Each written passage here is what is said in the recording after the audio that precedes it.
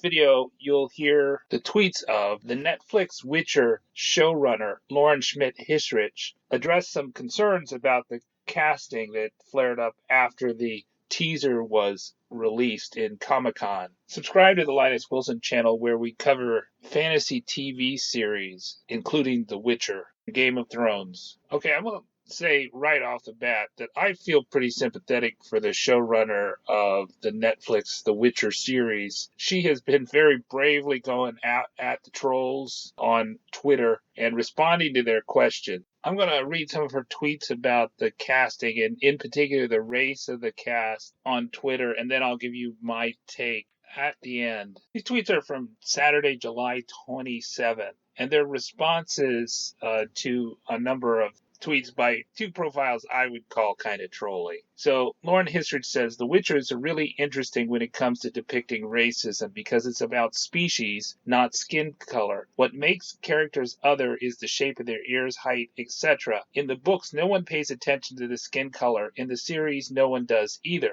I'm intrigued, she goes on to say. Most critics tell me that diversity is unacceptable in The Witcher because it's based on Slavic countries where the population is largely white. Sapkowski specifically didn't list the skin colors of most characters in the books. What is the basis of your argument? She also replies, I understand what you're saying, and I'd never call you a bigot. Black Hawk Down was based on historical events. In discussing The Witcher, the author, he made it very clear that the work was based on a fantasy whose content is based on his extensive travels all over the world. Actually, I've spoken to Sapkowski about this very subject multiple times. I assume he understands his books very well as I do.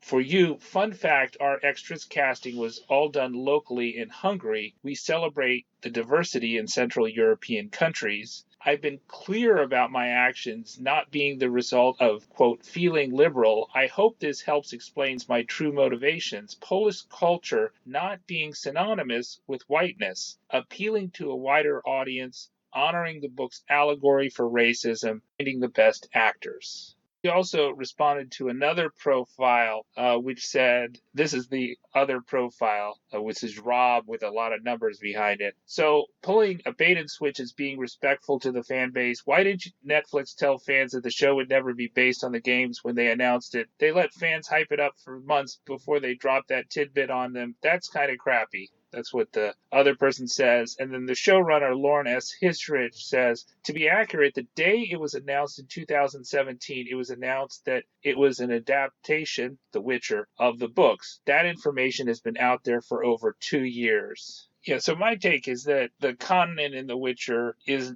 not Poland. Right, it's got to be bigger than even Central Europe. That it's a big place, and it probably has many different races of humans.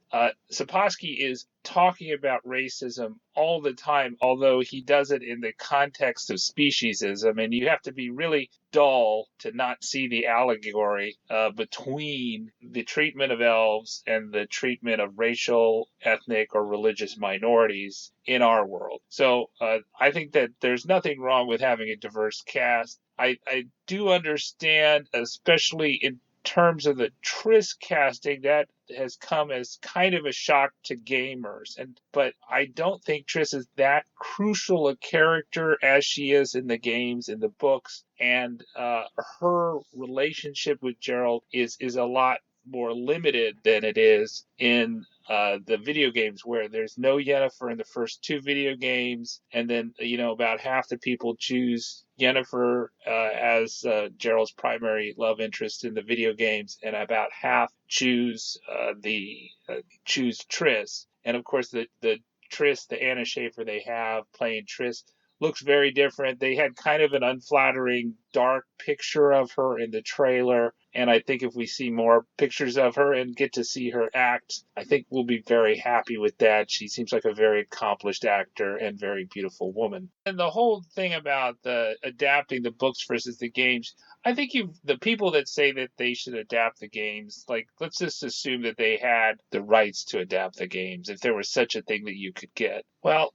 there is no one story in the game, and Netflix has to choose one story, right? One timeline. Whereas I was just going through a video that talked about all the it wasn't one of my videos, but somebody else, and they went through all the major scenarios that can happen at the end of The Witcher 3 Wild Hunt. And there were about 5, 6 different dimensions where there were 3 possible endings based on how you played the game. So you played through the game, you got to the end of the game, but if there's 5 different scenarios where there are 3 different choices, 3 to the power of 5 is something like 243 different possible endings. Well, there's no one story that Netflix could tell. They'd have to choose among those possible endings to choose a story. The other, obvious problem with adapting the games, if that were possible, to get the rights to adapt the games, is the games take place after the books. So if you're starting from the beginning, you want to start with the books, and then you go to the games.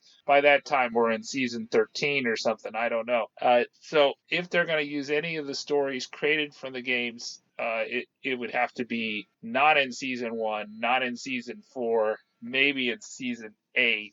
And that's assuming a lot for this series that they're going to get to season 8. I'll be thrilled if they get to a season 5.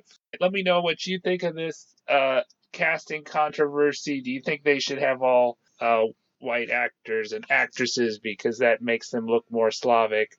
Who are your favorite casting choices? Who are your least favorite casting choices so far? Are you going to, personally, in terms of the things that I saw in the trailer that I get more upset about as a purist, I get more upset about the crossbow and the spears that the dryads had in the trailer instead of bows in Brokilon. But the race of the people in Brokilon or the race of the enchantresses, I don't think that matters at all. Would I like the Nilfgaardians to not have wrinkly armor? Yes. I think they should change that in future seasons. But they've already wrapped for season 1.